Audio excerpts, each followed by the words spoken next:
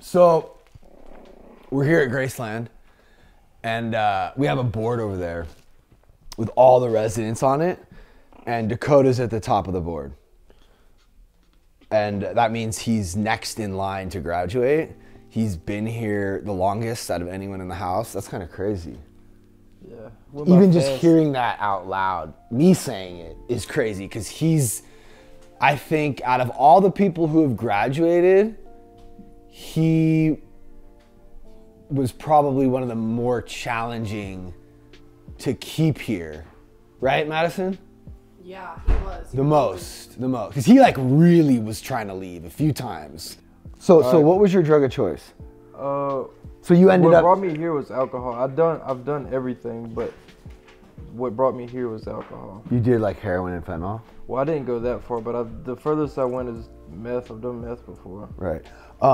So you ended up at Graceland after you got out of that place. You hit another bottom and.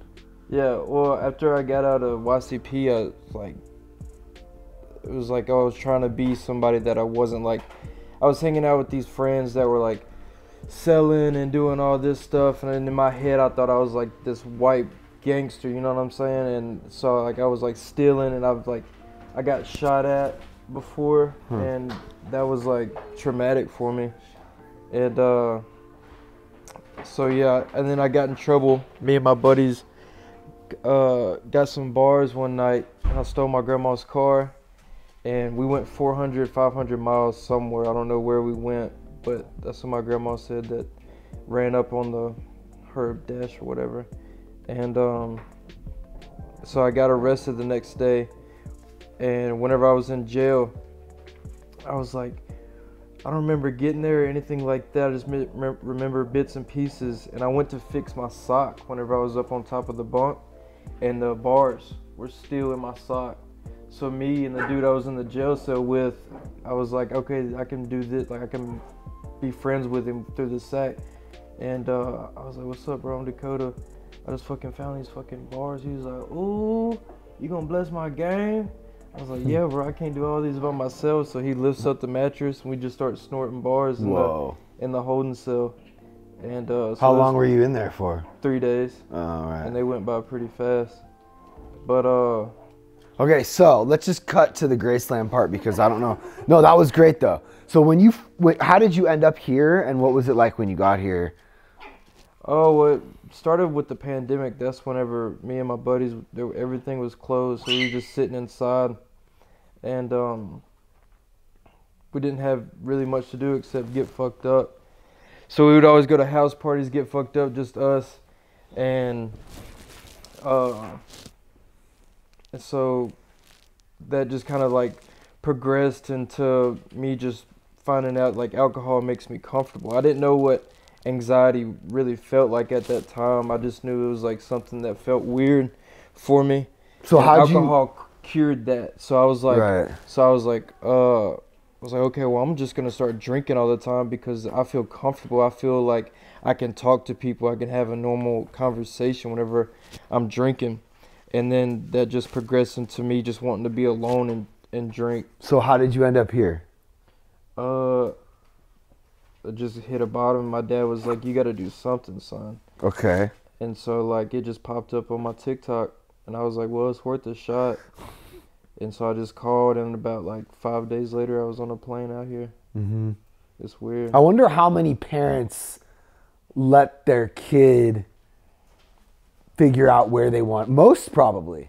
Well, me and my mom had the conversation, and she wasn't like all about it at first. About what? Oh. About me just leaving, and then she just like was like, you gotta.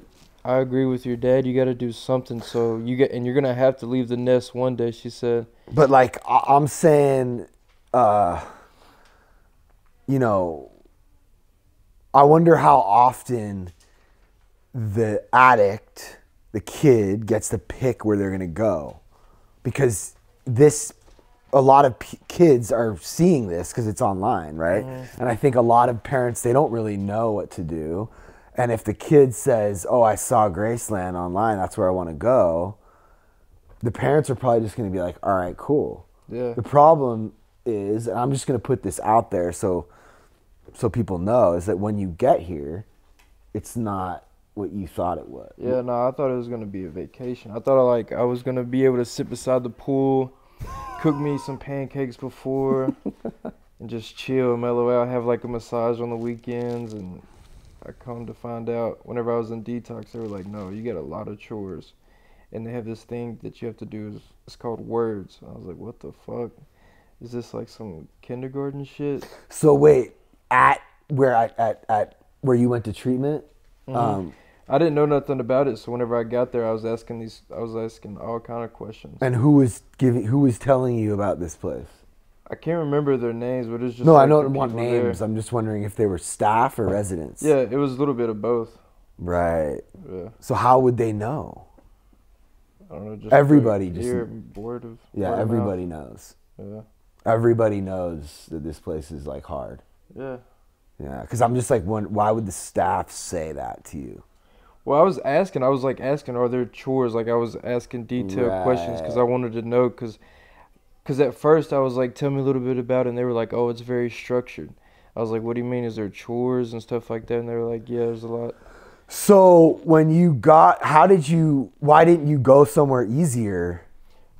I You didn't tried. really know. I tried, but Danielle was like, just give it a shot. Right, and then And I was like, fuck, all right. yeah, I remember that. And so we gave it 30 days, and then he wanted to leave again. And then at that point in time, we had talked to your parents and your dad. His dad was, whenever he wanted to leave, his dad would say, no, you got to stay.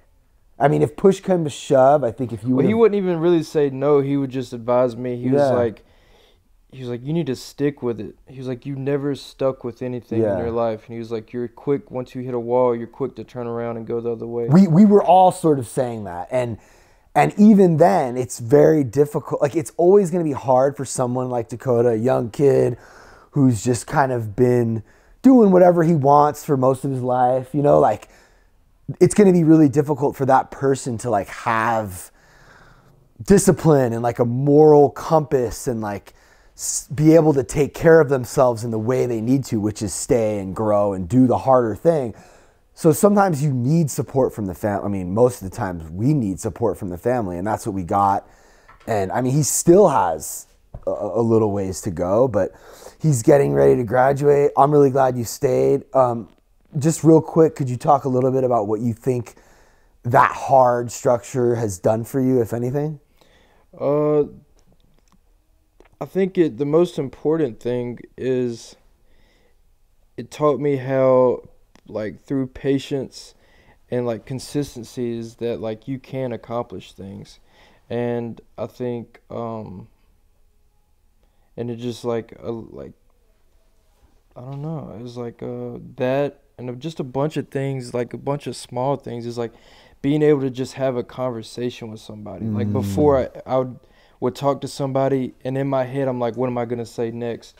Or I wonder what they're thinking about me. Is like, this, do I look cool? And it was just all about me. And now it's like I have a conversation with someone, and I genuinely care of, like, what they're thinking of, like, or what they have to say. And you've probably learned how to be more honest with people.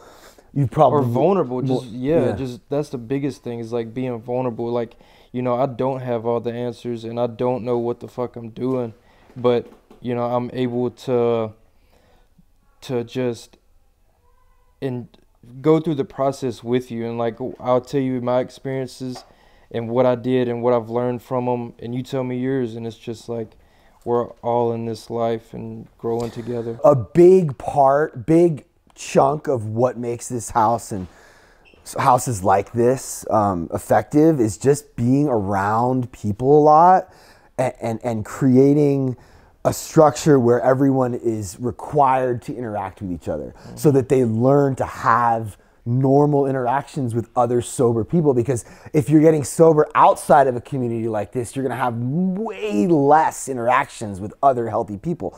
That's why I get a sponsor and sponsor other people. But, like, to be surrounded with it every day, like Dakota was for a year, it's it really gives you a good head start. It gives you it's like a jump start for your recovery.